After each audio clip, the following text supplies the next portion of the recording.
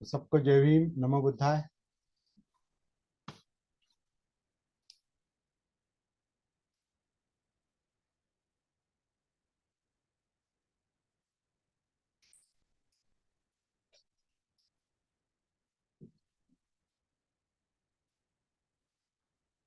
थोड़ा नैसर्गिक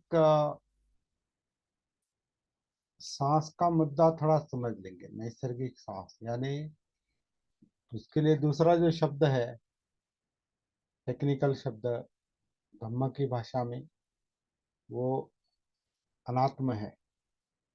अनंत यानी नैसर्गिक। अनात्म, अनंत यानी नैसर्गिक। अन अन आत्म। आत्म यानी मैं, सेल्फ। और मैं जो है वो भ्रम है। कैसे भ्रम है, हम बार बार उस पर विचार करते हैं।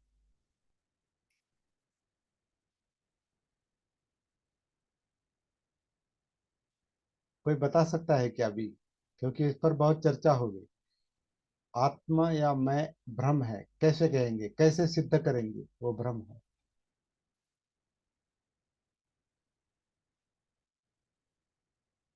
हम क्या है, मैं क्या हूँ, मैं क्या है,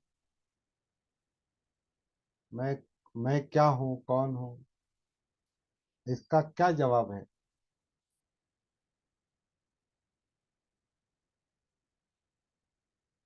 इसका कोई जवाब नहीं। क्योंकि हम सब लोग खामोश हो जाते हैं।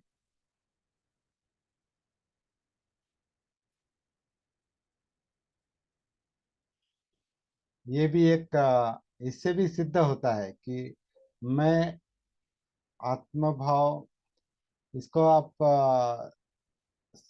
सिद्ध नहीं कर सकते, प्रूव नहीं कर सकते।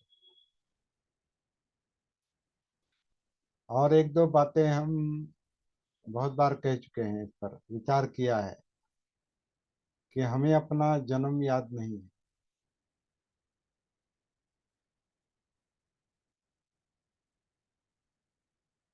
तो जन्म याद नहीं, उसके जन्म के बाद के भी 2-3 साल याद नहीं, 4 साल याद नहीं, जो भी है। आपको आपका जीवन कब से याद आना शुरू होता है, ये आप खुद ही देखिए।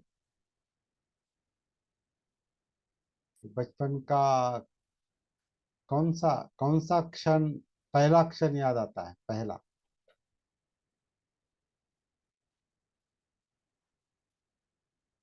और भले वो क्षण याद आएगा, कोई स्कूल का होगा या कोई घटना घटी होगी, या कुछ ऐसा होगा जो आपको, आप पर परिणाम कर गया हो, वो आपको याद आता है। लेकिन उस वक्त आप कितने साल के थे? 3 साल के थे, 4 साल के थे, 5 साल के थे, 6 साल साल के थे? कुछ याद आता है क्या?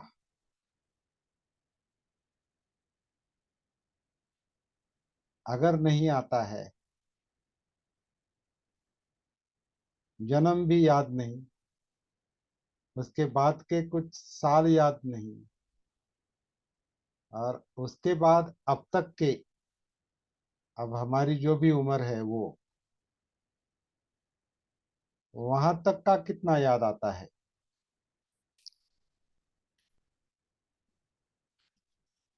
अगर सब कुछ याद नहीं आता,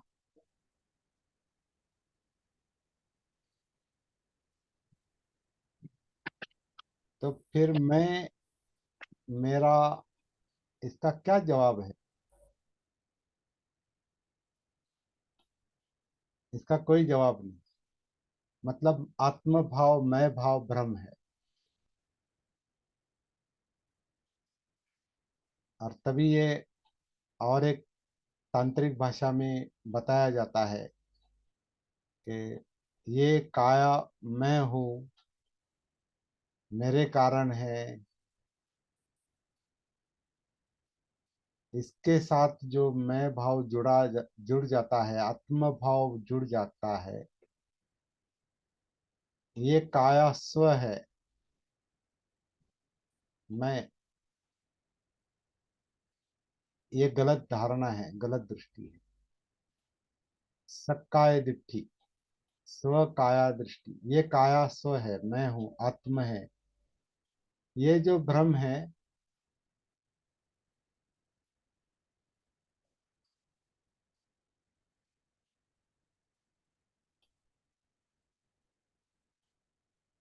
क्योंकि काया में मैं कहाँ है ये बता नहीं सकते।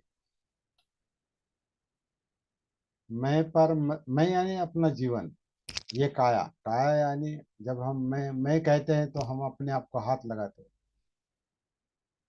ये मैं, मेरा मानना है, ऐसा है, मुझे ऐसा लगता है, मेरे दिमाग में ऐसा है, आया, मेरे मन को ऐसा लगता है, मेरे काया को तकलीफ, तो मैं, मेरा जब हम शब्द उच्चारते हैं, मन में विचार आता है, तो इधर हम अपने शरीर को हाथ लगाते हैं।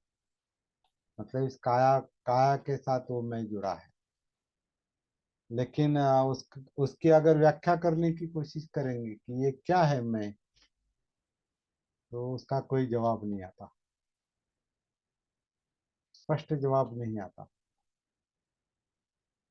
अगर कहेंगे ये विचार मैं कर रहा हूँ, तो मेरे हाथ में है विचार करना। तो अभी मुझे ऐसा, अगर मैं ऐसा कहूंगा कि नहीं अभी मैं विचार नहीं करूंगा, तो क्या विचार रुक जाते हैं?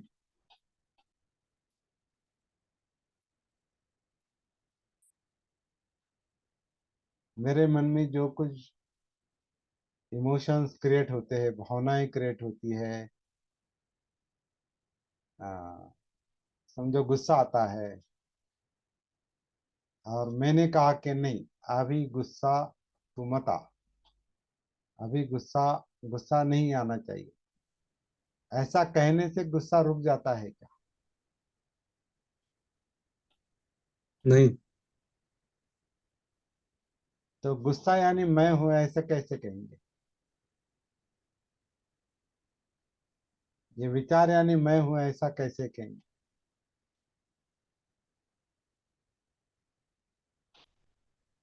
अनापान को लेकर हम अगर विचार करेंगे, तो मैं सांस लेता हूँ, मैं सांस छोड़ता हूँ, ऐसा कहाँ चल रहा है?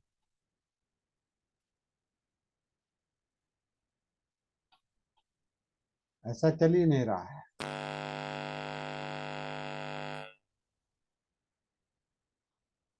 हो रहा, सांस, अनापान हो रहा है, कर नहीं रही, हो रहा।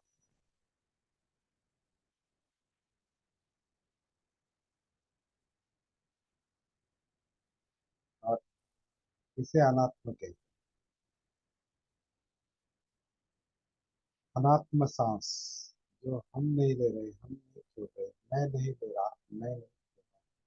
तो काया नैसर्गिक रूप से, ये जीवन नैसर्गिक रूप से सांस अंदर लेता है, नैसर्गिक होता है, वो जीवन की जरूरत है, आवश्यकता है। वो जीवन का, काया का स्वतंत्र कार्य है, वो मेरे इच्छा के मुताबिक नहीं चल रहा है। लेकिन ये भ्रम होता है कि मैं ले रहा हूँ, मैं छोड़ रहा हूँ। मतलब इस पूरे काया को कहता है कि ये काया मैं हूँ।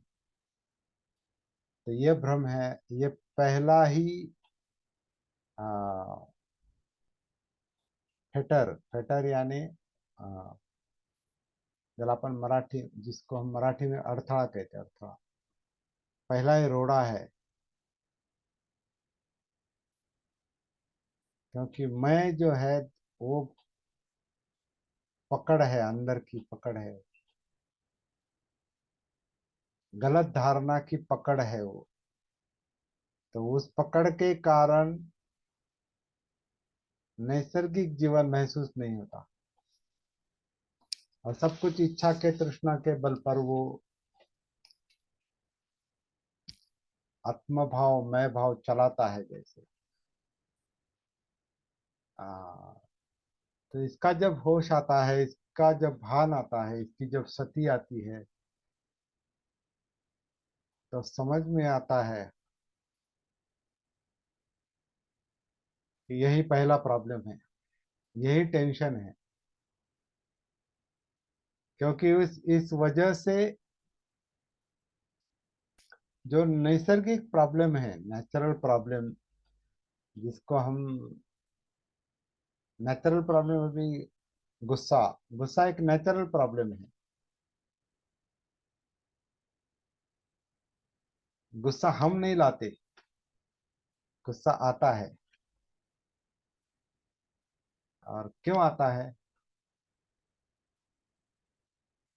और क्यों गुस्से में बात करते हैं, बोलते हैं, क्यों गुस्से में मारते हैं, क्यों गुस्से में मारकाट करते हैं, क्यों गुस्से में झगड़ा करते हैं,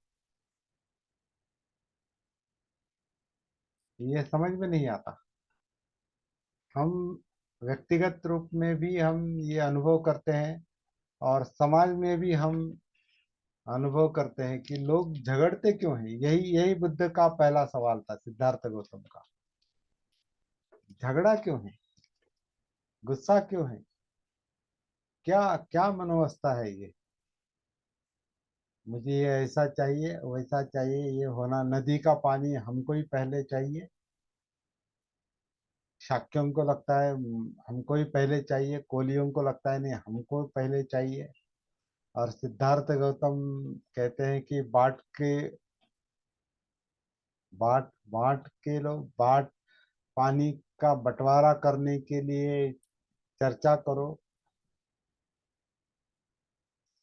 आप लोग रिश्तेदार है, सगे संबंधी है। स्वयं सिद्धार्थ गौतम का मुद्दा है कि शाक्य यानी बाप की तरफ के लोग, कोलीय यानी माँ की तरफ के लोग, और शाक्य और कोलियों के राज्य के बीच में वो रोहिणी नदी का पानी, पानी पर झगड़ा, झगड़े पर युद्ध। और सिद्धार्थ गौतम को लगता है कि ऐसा क्यों हो रहा है, ये क्या हो रहा है। मुझे नहीं आपका हिस्सा बनना है, मुझे नहीं झगड़ा करना है, मुझे नहीं युद्ध करना है। मैं युद्ध में सम्मिलित हो जाऊंगा तो किसको मारूंगा। माँ का कोई भाई है, माँ का कोई चाचा है, माँ का कोई चचेरा भाई है, सगा भाई है, चचेरा भाई है, या दूसरे कोई रिश्तेदार है, उनको पानी नहीं लेने देना है, इसलिए इसलिए इसलिए उनको मारना है, काटना है उनको। तो ये जो आत्मभाव मैं भाव है, ये इस तरह का, ये गुस्सा क्रिएट करता है, मैं क्रिएट करता है गुस्सा, आत्मभाव सेल्फ। और ये आत्मभान न होने के कारण है, सती न होने के कारण है। तो यही बुद्ध के, मतलब तो वो सिद्धार्थ गौतम थे, उनके मन में वो सवाल आता है। तो अभी ये सवाल कैसे हल करेंगे। तो वो सिद्धार्थ गौतम घ- आप मुझे सजा दो, युद्ध को मैं विरोध करूंगा, आप मुझे जो चाहे सजा दो, सजा भुगतने के लिए मैं तैयार हूँ, ये राज्य त्याग करूंगा मैं,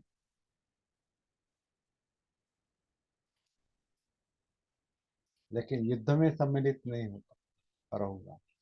और फिर राज्य त्याग करने के बाद जो निकल पड़े, वो अनुसंधान के लिए, खोज के लिए निकल पड़े कि मनुष्य का स्वभाव ऐसा कैसा हो सकता है, ऐसा जो अपने आप को ही लाभदायक नहीं है, अपने आप को ही तकलीफ देने वाला है वो स्वभाव, वो स्वार्थ, वो मैं, वो आत्मभाव, अहंकार, ईगो, इसके कारण वो गुस्सा,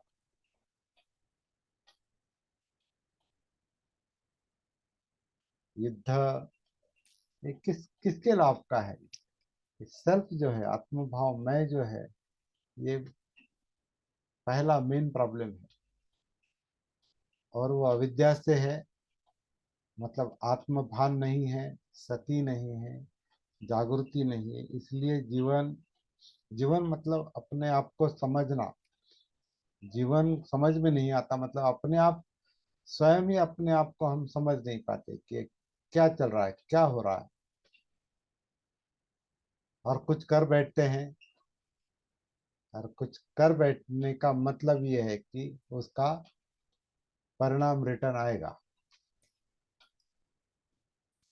कर्म विपाक, कर्म विपाक, जो कर्म होता है वाणी से, काया से, मन से, उसका परिणाम होता है। और वो उसका परिणाम या तो सुख है या दुख है। और ज्यादातर दुख है, क्योंकि सुख में भी दुख है, क्योंकि सुख टिका नहीं रहता। तो ये प्रॉब्लम सॉल्व करने के लिए कि आत्मा भाव, मैं भाव भ्रम है, तो अनात्म का शुरू से ही अभ्यास करना जरूरी है। कि मैं के भ्रम से, वो अज्ञान है, वो भ्रम है। और भ्रम छोड़ने से कोई नुकसान नहीं होने वाला, क्योंकि भ्रम भ्रम भ्रम दिखाई नहीं देता। और भ्रम छूटता है, वो भी दिखाई नहीं देगा, लेकिन उसका अच्छा परिणाम दिखाई देगा, महसूस होगा। तो ये जो आत्म भाव का, मैं भाव का जो भ्रम है, वो कम करने के लिए, वो पहला फेटर, पहला रोड़ा, पहली पहली अड़चन जो रोके रोके रखती है, अपने आप को रोक कर रखती है, बंदिस्त कर देती है, बंदीवान कर देती है। मैं आत्म भाव वो जो है बंदिस्त करता है, ब्लॉक करता है। और ब्लॉकेज के सारे दुष्परिणाम हैं। और ब्लॉकेज तृष्णा, और तृष्णा मतलब चाहिए। और क्या चाहिए ये पता नहीं, कुछ ना कुछ चाहिए, लेकिन क्या चाहिए और कितना चाहिए और क्यों चाहिए, तो इसका कोई कोई जवाब नहीं मिलता। केवल वो एक मानसिक क्रिया चल रही है, एक मन में चल रहा है, चाहिए चाहिए, चाहिए और नहीं चाहिए। क्योंकि कुछ चाहिए मतलब कुछ नहीं चाहिए, एक ही है वो। जहाँ कुछ चाहिए वहां कुछ नहीं चाहिए, ये भी है। और जहाँ कुछ नहीं चाहिए वहां कुछ ना कुछ चाहिए।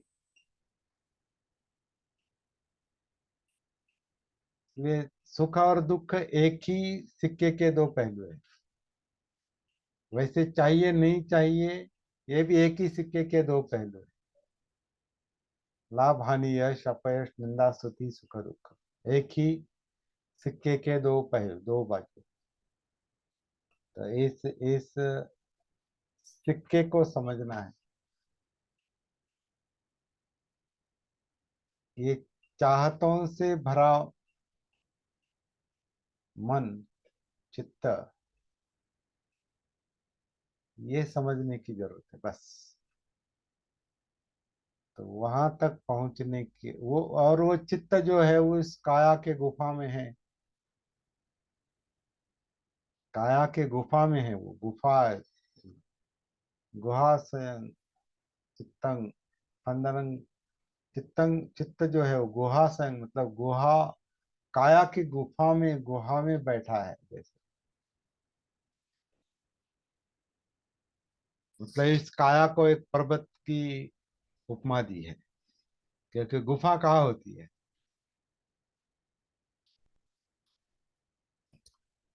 गुफा, जिसे हम डोंगर कहते हैं, टेकड़ी कहते हैं, पहाड़, पर्वत। मतलब इसको पर्वत की, काया को पर्वत की उपमा दी है, और इस पर्वत के गुफा में चित्त है।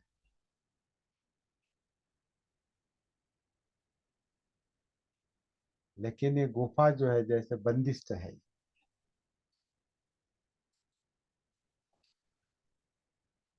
ये बंदिस्त है। तो इस बंदिस्त गुफा में उतरना है, तो एक सीधा रास्ता जो है वो फीलिंग्स का है एक्चुअली। फीलिंग्स जो महसूस होता है, अंदर का अस्तित्व जो महसूस होता है, जिंदापन जो महसूस होता है, वो सीधा कनेक्टिविटी का मुद्दा है, मार्ग है।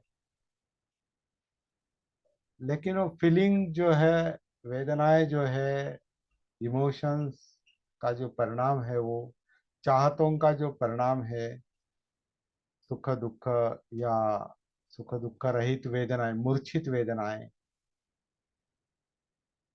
वो गुत्थी है, वो गुंता गुंत है, गुत्थी है। तो वो गुत्थी समझ में नहीं आती। तो फिर उससे आसान तरीका जो बताया है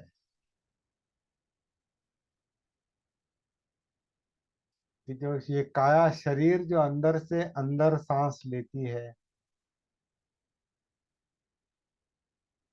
और बाहर छोड़ती है, और ये नैसर्गिक रूप से चल रहा है, ये सांस अनात्म है। यानी मैं नहीं ले रहा हूँ, मैं नहीं छोड़ रहा हूँ, वो नैसर्गिक रूप से आ रही है, जा रही है। ये नैसर्गिक रूप से ये काया अंदर से अंदर सांस ले रही है, अंदर से बाहर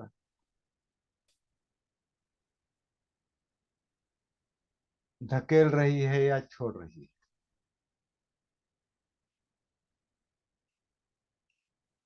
क्योंकि जो ऑक्सीजन चाहिए वो काया लेगी,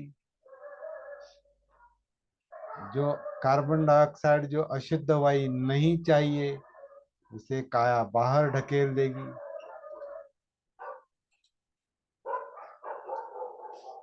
क्योंकि जो चाहिए वो पकड़ा जाता है, होड़ किया जाता है, धारण किया जाता है। जो नहीं चाहिए वो टाला जाता है।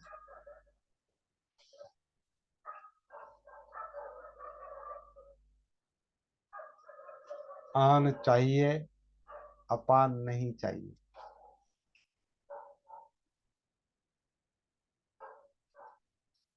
और ये अनात्म है।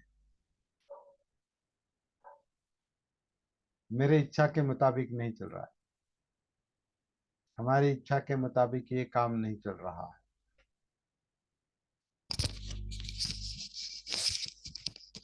नैसर्गिक है।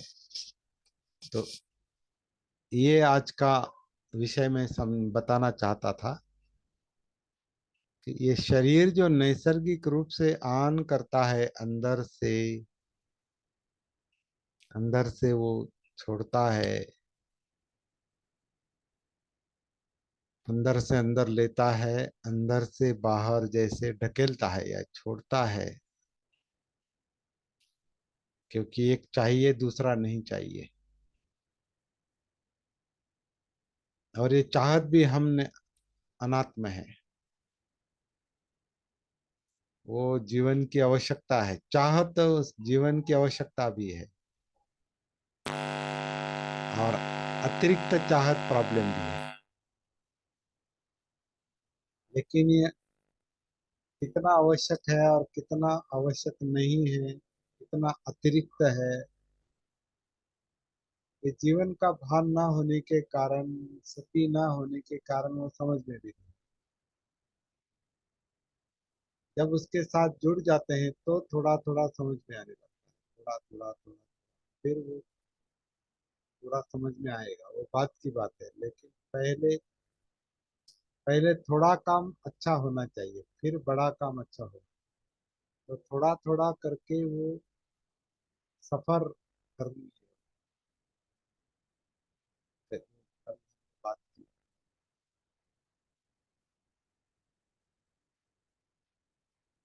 अनात्म आन सती, नैसर्गिक आन सती, अनात्म अपान सती, या अनात्म काया आन सती जो इस वक्त हो रहा है। अनात्म काया अपान सती जो इस वक्त वर्तमान का विषय है। सती वर्तमान का विषय, या वर्तमान सती का विषय है।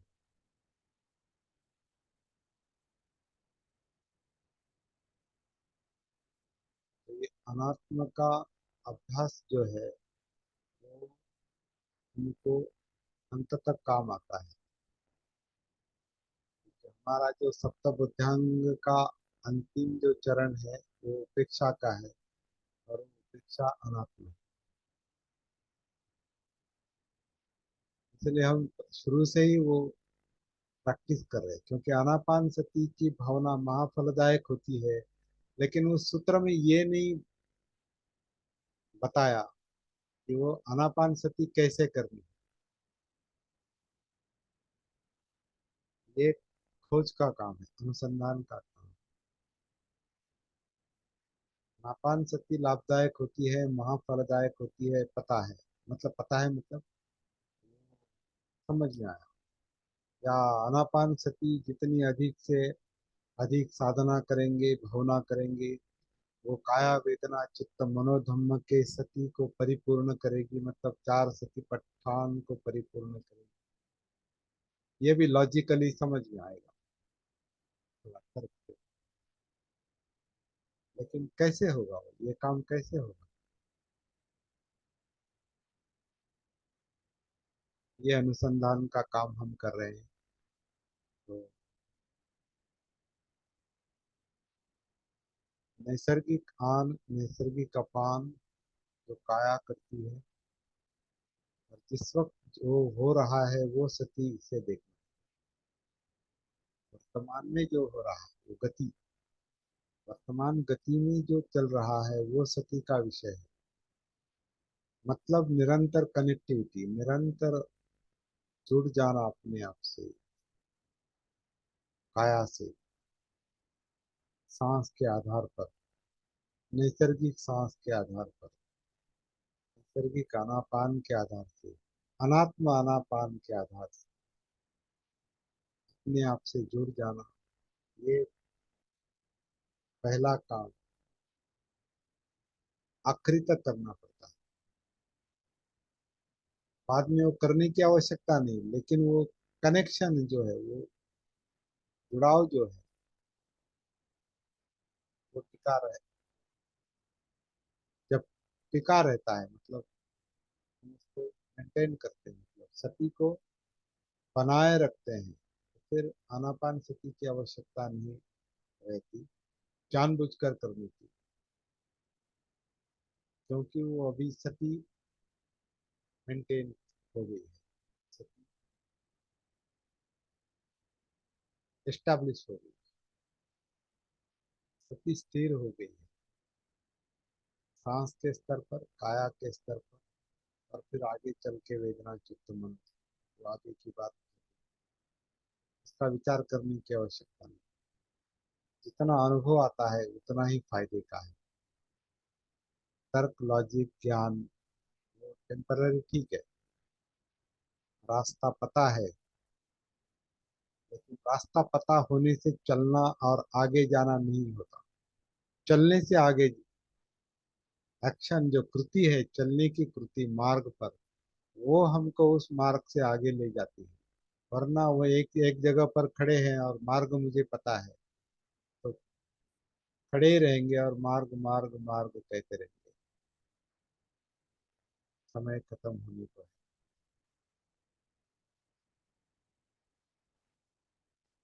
तो ये साधना है, अनात्म अनापान, ये आज मैं कहना चाहता हूँ।